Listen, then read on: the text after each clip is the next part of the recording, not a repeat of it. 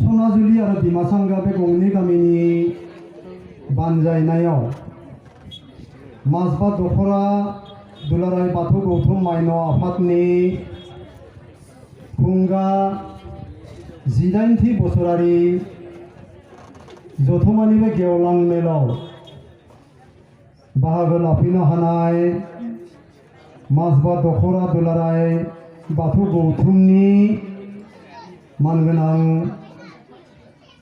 गाहाय दौरि आबौ लोगो दौरि आबौ दौसि आबौ बिथांमोन बेजों लोगोसे दिनैनि बे हाबाफारियावहा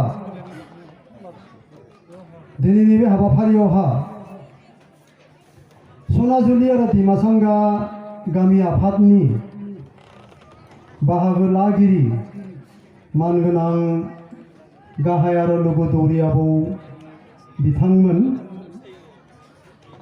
माजबा दखरा दुलाराय बाथौ गौथुम माइनाव आफादनि दिनैनि बे गेवलां मेलाव बाहागो लानाय मानगोनां आफादगिरि आरो गाहाय नेहाथारि बिथांमोनजों लोगोसे गासै बिबानगिरि बिथांमोन माजबा दखरा दुलाराय बाथौ गौथुम गागि आफादनि आफादगिरि नेहाथारि गुबुन गुबुन बिबाननि गासै बिबानगिरि बिथांमोन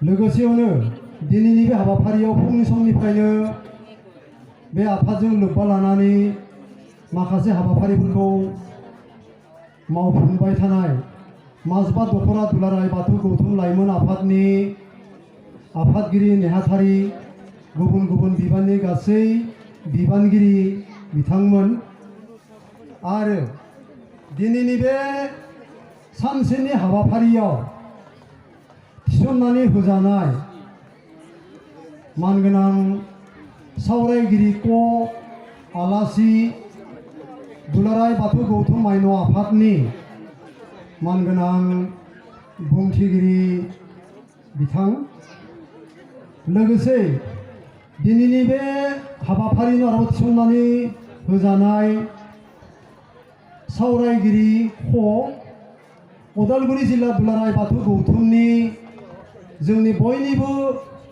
फुजिजाथाव सिबिजाथाव आसारि आबौ बिथां लोगोसे उदालगुरि जिल्ला दुलाराय बाथौ गौथुमनिनो सिङाव थानाय गासै बेयाव बाहागो लानाय आसारि बिथांमोन माजबा दखरा दुलाराय बाथौ गौथुमनि गुबुन गुबुन आफादनिफ्राय बा गुबुन गुबुन गामिनिफ्राय दिनैनि बे हाबाफारियावहा माननि आलासि महरै गौथुमजों हांख्रायजानाय जौसाङाव जिरायनाय गासै माननि आलासि बिथांमोन लोगोसेयावनो जिल्ला गौथुमनि माइनाव आफादनि मानगोनां हारिमु नेहाथारि बिथां बिनानाव आरो लोगोसे जिल्ला लाइमोन आफादनि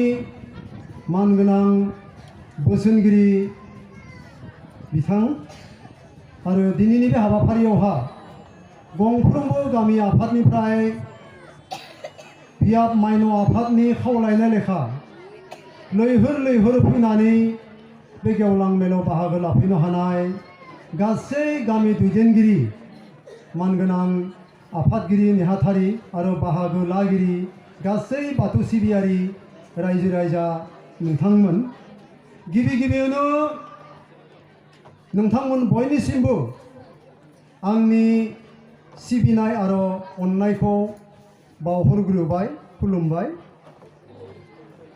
दा दिनैनि बे गेवलां मेलनि जा हाबाफारि बेखेवनाय हाबाफारि बेखौ आं जों बयनिबो सम आरो सुबिदाखौ नोजोर बोनानै खुब खम समनि गेजेराव गुसुं बिबुंथिनि गेजेरजों बेखेवना होलांनो सानदों।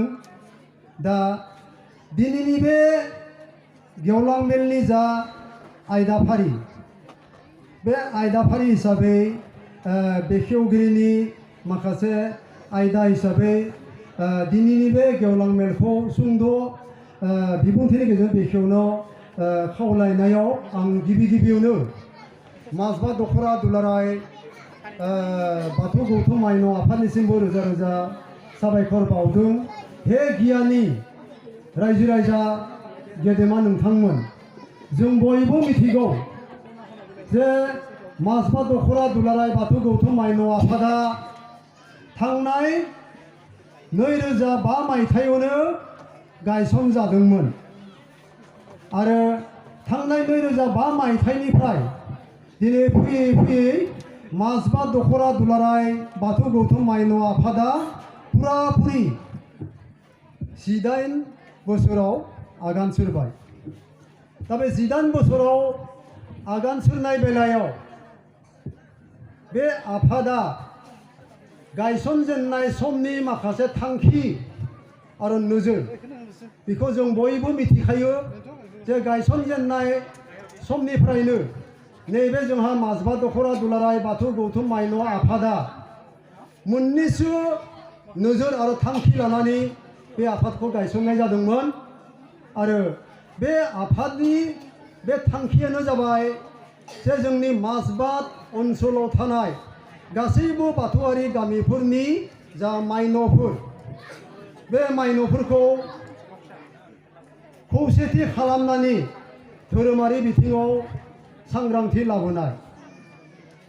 दा बे सांग्रांथि लाबोनाय आरो खौसेथि खालामनाय बेलायाव थारैनो माजबा दखरा दुलाराय बाथौ गौथुम माइनाव आफादा बेसेबां जाफुंसार जानो हाखो बिनि फारसे जोङो गोथौयै साननानै नायोब्ला जों हमदांनो हायो दिनै जों एसेब्लाबो जौगासारनो हादों होननानै जों बुंनांगोन, नङा होमबा? जों एसेब्लाबो जौगासारनो हादों होननानै बुंनांगोन। मानो होननानै बुङोब्ला, माबोरै होननानै बुङोब्ला जों नैबे बाथ्राखौ बुंनांगोन जे थांनाय सेप्तेम्बरनि जोबथा आरो अक्ट'बरनि 1 अक्ट'खालि जा माजबा दखरा दुलाराय बाथौ गौथुम लाइमोन आफादा गिरुबारि गामियाव जा बोसोरारि जथुम्माखौ जि खुंदोंमोन, बेयाव लाइमोन आफादनि खावलायनाय लेखा बेसेबां रायजो राजाफोरा बेयाव बा बेसेबां थान्दैफोरा बेयाव ज' जादोंमोन बेखौ नायोब्ला जोङो बुंनो हागोन 200निबो एसे बारा, नङा होमबा? 200नि एसे बारा। दा बेजों लोगोसे थांनाय जिथुनाखि माजबा दखरा दुलाराय बाथौ गौथुमा थांनाय बोसोराव बाथौ सानजों लोब्बा लाखिनानै दक्षिण नावहिरिया गामिनि बानजायनायाव साननैनि हाबाफारि लानानै लाइमोन, माइनाव आरो गागि आफाद सरजाबनानै मोनथाम आफादजों जिथुनाखि खुंगा 29थि बोसोरारि जथुम्माखौ साननैनि हाबाफारिजों गाजा गोमजायै खुंदोंमोन। दा बै आफादावबो बेसेबां जोंनि थान्दैफोरा बेयाव बाहागो लादोंमोन बेखौबो जों नोजोर बोयोब्ला बहुद खम। दा नाथाय माजबा दखरा दुलाराय बाथौ गौथुम माइनाव आफादनि जा मोनफ्रोमबो बोसोरफ्रोमबो जथुमनाय जा बोसोरारि जथुमा, बेयाव जों 600 गोजौआव जोङो 700 बेसांसिनि जोङो थान्दै मोननो हादों होननानै जों खोनानो मोनबाय थादों। दिनै बेसेबां जादोंमोन? नै दिनैबो बे दिमासांगा गामियाव एसेबां हाजो खंखर, एसेबां माबा गोजान लामा, बेखौ नोजोर बोनानै नोंथांमोना नायोब्ला थान्दैनि अनजिमाया खम जानांगौमोन दै। दा नाथाय दिनैबो पुरापुरि 700निबो बांसिन थान्दैफोरा दिनै बे बाहागो लादों। दा नायदो, बे बिथिङाव जों नोजोर बोयोब्ला जोङो थारैनो नंमारगौ माइनाव आफादा गायसनजेननाय समाव जा नोजोर आरो थांखि लानानै जा आवगायदोंमोन बे थांखियाव एसेब्लाबो आवगायनो हादों होनना दिनै जों बुंनांगोन दै। दा नाथाय खायसे खायसे दहाय जोङो जितु थान्दै मेलाव एसे खोनानो मोन्दों जे मोनफ्रोमबो आर'जफोराव गोथार मंगलबारनि आर'जआनो जा, मेल मिटिङानो जा, मोनफ्रोमबो हाबाफारिफोराव माइ न'नि अनजिमाया बारा जायो।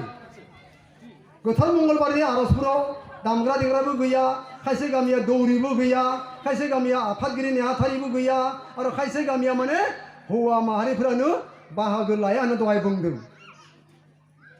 दा जोंनि हौवा माहारिफोरा बेखौ ओरैबायदि उल्था आरोबाव माबा मोनसे बुंनो नागिरदों। नोंथांमोना खोनासंना लालाय। दिनैदि नोंथांमोना 700निबो बांसिन बेयाव थान्दैफोर बाहागो लाफैदों। खायसे खायसे गामि आफादनि मानसिफ्रा बुंनो नागिरदों जे बिथांमोना मेल मिटिङाव ज' ज' थांदों। न'खराव खामानि मावनो बाग्रा मानसिफ्रासो थाङो मेल मिटिङाव। अमा आदार होनो बानासो थांदों, मोसौनो दै दौनो बानानैसो थांदों, सिथ्ला सिबनो थोरसि लथा सुनो बानासो थांदों। बेबायदि बुंनो नागिरग्राबो जोंनि गेजेराव ओंखारदों। नंगौ नामा नोंथांमोना बुंलाय? दे बुंलाय। आंथ' फोथायनो एसे गोब्राब मोनदों। देलाय बुंलाय, नंगौ नामा? नङा, नंखाया, नङा होमबा? अमा आदार होनो बानानै, सिथ्ला सिबनो बानानै, न'खरनि खामानि मावनो बानानै जों मालाबाबो मेल मिटिङाव जों फैखायाखै, नङा होमबा? जोङो सानदों मेल मिटिंफोराव जुदि बाहागो लायोब्ला बेयाव गेदेमा बिथांमोना जिखिनि बोसोन होगोन, बै बोसोनफोरखौ लानानै जोङो गावनि जिउ खांनाय बेलायाव, न'खर दैदेननाय बेलायाव, फिसा फिसौखौ जों इयुन जुलि दानाय बेलायाव जोङो बाहायगोन। बे नोजोरखौ लानानै नोंथांमोना फैखादों निस्सय। दे दा आरोबाव बुंनो नागिरदों जे आर'जफोराव नोंथांमोना गोबां बाहागो लायो, नङासै? आर'जफोरावबो गोबां बाहागो लायो। दा आर'जफोराव बाहागो लानाय ओंथिखौ बे रोखोमनि बुंनो नागिरो। गतिके आर'जफोराव बाहागो लानायाथ' नोंथांमोना बेबायदि मालाबाबो जाफेराखै, नङा होमबा? नङा, बेफोर बाथ्राया नङा। बेखायनो नोंथांमोना बाथ्राफोरखौ सोरनिबा जुदि गामिखौल' जुदि बेबायदि बाथ्राखौ जुदि सावरायदोंब्ला, बुंदोंब्ला नोंथांमोना बेखौ खोमा सुनो नाङा। बे नंखाय बाथ्राखौ जों मालाबाबो गुरुत्त होनो नाङा। दिनै जोंनि जा नोजोर आरो थांखि, बेखौ जोङो एसेब्लाबो जोङो मावफुंनो हाबाय होननानै नोंथांमोना सानना लानांगोन। फारसेथिं गोथार मंगलबारनि आर'ज। दे दिनै आं जेंगाय बिलो, बरसला, रौता, अरां बे खाथिनि जा बियाबफोरनि खोथाखौ आं बुंनो थाङाखै। माजबा, दखरा, दुलाराय बाथौ गौथुमसिङाव गासै गं 48 गामि दङ। बे गं 48 गामिनि जायनाखि थानसालिफोराव गोथार मंगलबारनि आर'जआव जुदि नोंथांमोना बाहागो लाब्ला नुगोन जे नंमारगौ थारैनो सैथो बाथ्रा, आइजोफोरनि अनजिमाया बारा जायो। नंगौना नङा दे बुंलाय? आइजोफोरनि अनजिमाया बारा जायोना जाया नोंथांमोना बुंलाय? बिनि फोरमान जों रोखा होनो हागोन। बियाबनि थानसालियाव जुदि जों आर'ज लिङोब्ला आइजो माहारिफोरा बांसिन जायो, हौवा माहारिफोरा एसे खम जायो। दा नायलाय, धोरोमारि बिथिङाव नोंथांमोना सांग्रांथिखौ लाबोनो हादों ना हाया? बेबो मोनसे फोरमान। हादों, नोंथांमोना जथेस्थ' हादों। दा हादों होननानै नोंथांमोना सिरि थाबा जानाय नङा। आरोबाव दावगालांनो थाखाय नोंथांमोना नाजानांगोन दे, नाजानांगोन। दा बेखायनो आं खावलायगोन दिनैनि बे मेलनि गेजेरजों जेरैबायदि नोंथांमोना जा नोजोर आरो थांखिखौ लाना जेरैबायदि दावगाबोदों, दिनै एसेब्लाबो नोंथांमोना दावगानो हाबाय। मानो होननानै बुङोब्ला दिनै 18 बोसोर बैसोआव दिनै सासे मानसिब्लामोन, सासे लाइमोनाव हाबनाय मोनसे बैसो जाबाय। दे दिनै 18 बोसोराव बेसेबां जौगाखौ होननानै बुङोब्ला, बेसेबां देरखौ होननानै बुङोब्ला नोंथांमोनखौ आं बुंनो आंजों समान जौगाबाय बा आंजों समान देरबाय, जौबाय नोंथांमोना। आं बैसोखौ बुङाखै, गोजौखौसो आं बुंदों दे इसोरफोर। दे 18 बोसोरनि सासे लाइमोन सेंग्रा सिख्लाफोरा जोंजों समान जायो। दा अब्ला बे आफादा दिनै 18 बोसोर बैसो जानायाव दासो मावजेननायनि, नङाना? दासो मावजेननायनि मोनसे आदब खायदाफोरखौ सोलोंनायनि दासो मोनसे सम जादों। नाथाय सिगाङावनो माखासे खामानिखौ नोंथांमोनहा मावखाबाय। दा बेखायनो आं खावलायनो सानदों, आरोबाव इयुनाव बे नोजोर आरो थांखिखौ लाफानानै आथिखालाव नुजानाय माखासे जोंनि समाजारि बियादफोर गोबां नुजादों दायो, बायदि बायदि, बेफोरखौबो सरजाबनानै लाफानानै जाहाथे इयुनफोराव जोङो आरोबाव माजबा, दखरा, दुलाराय बाथौ गौथुमनि सिङाव थानाय गंफ्रोमबो बाथौ सिबियारि गामिनि माइनावफोरखौ सांग्रांथि खालामनायजों लोगोसे खौसेथिनि लामाजों जों जाहाथे आवगायलांनो हागोन। बेफोरखौ इयुनफोराव नोंथांमोना जाहाथे बेबस्था लागोन बेखौनो आं खावलायबाय लोगोसे दिनैनि बे मेल बेखेवनाय जा बिबुंथि आं बारा गोलाव खालामाबालासिनो बेखिनिखौनो बुंनानै दिनैनि बे गेवलां मेलखौ आं बेखेवना होबाय होननानै फोसावबाय लोगोसे आं बिबुंथिखौ थुंगेबाय गोजोन्थों दहाय इसोरा बोराइ बाथौ।